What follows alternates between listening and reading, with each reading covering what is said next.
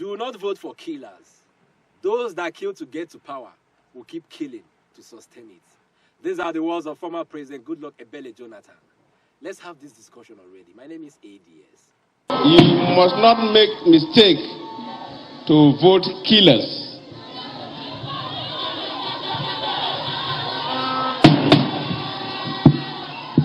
Those who will carry knives, guns, and all kinds of gadgets to go and kill people because of politics, they are the enemies of society. If you kill to become a leader, you will continue to kill to remain a leader. And the people will continue to suffer. History will forever be on the side of former President Goodluck Ebele Jonathan for conceding defeat even when voting was still in progress in 2015. It's a hard decision to take amongst African leaders, but he gave democracy a chance. On 20th October 2020, democracy was said to have been murdered right under our nose. Innocent Nigerians were on the streets all over the country to register the agony they go through in what was clearly seen as police brutality from the Special Anti-Robbery Squad, SARS, a wing of the Nigerian police force. Their only demand was that government should disband the group immediately, as many innocent Nigerians have been killed, molested, brutalized, and insulted by this group. It became a sad day on 2010-2020 when uniformed men were unleashed on the harmless protesters at the Lekki Toll Plaza in Lagos State. Many lost their lives. Their only crime was that they asked for a better Nigeria. Till today, we still ask that question: who gave the order? Both the Lagos State government and federal government denied ever giving such orders. Young Nigerians lost their lives. Of course, we will never forget. According to an eyewitness, here is the story. On that fateful day, protesters were still occupying the Lekki Toll Plaza, protesting against SARS.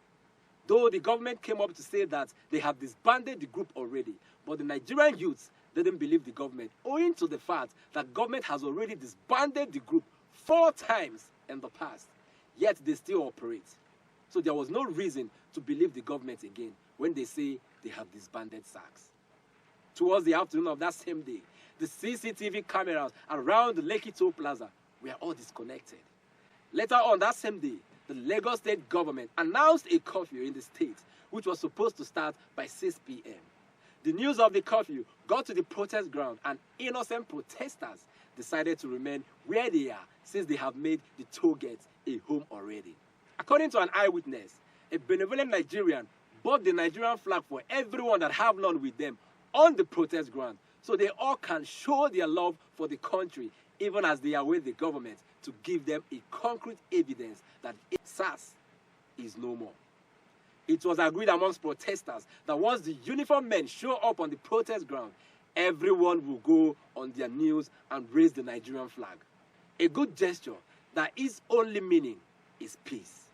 They never opted for civil disobedience, but only asked for an end to police brutality. As soon as they got the signal that the uniformed men were around the corners, they all went on their knees with their flags raised to the heavens. To their greatest surprise, the big advertising screen situated at the Lekki Toll Plaza that illuminates the whole of the area got switched off. This has never happened before. It was total darkness. The uniformed men started shooting from afar. Even before they got to the Lekki Toll Plaza, the protesters, in their bravery, were not moved by the sound of bullets ravaging the air. As soon as the uniformed men got to the Lekki Toll Plaza, they saw everyone on their knees with the Nigerian flags up in the air. They ordered them out of the toll gates. The protesters said they were already home and have no place to go. At this point, these trained uniformed men forgot about their rule of engagement and fired randomly at the harmless protesters. The protesters asked what their offense was, but they got no answers. This was how the peaceful protest was dismissed in cold blood. Democracy was said to have been murdered on that same day. The Lekki Toll Plaza was closed for a while, but is now open for business. The Nigerian youth are still asking that important question: who gave the order? In the words of Goodluck Ebele Jonathan in 2015, he said, "My ambition is not worth the blood of any Nigerian." Do we still have politicians with this same mindset, even as the nation set out to choose who becomes the commander-in-chief come 2023. The campaigns will begin in 2 days' time. It's not about being obedient or being articulated or even tribalized or maybe quanquatious. Some will say they are shorized. Whatever camp you may be, remember the events of 2010-2020. Scrutinize the candidates well. Know about their governing blueprints. Ensure your candidate is an advocate of democracy, a government of the people, by the people, and for the people. That is the beauty of democracy.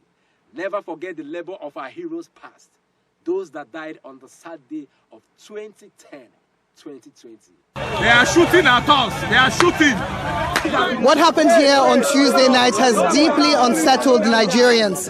This is not the first time the army has been accused of shooting innocent protesters, but the fact that it happened here in what was one of the most peaceful protest sites in NSAS has ignited an already volatile situation. Do not say your votes. Vote wise, vote right. I will see you again.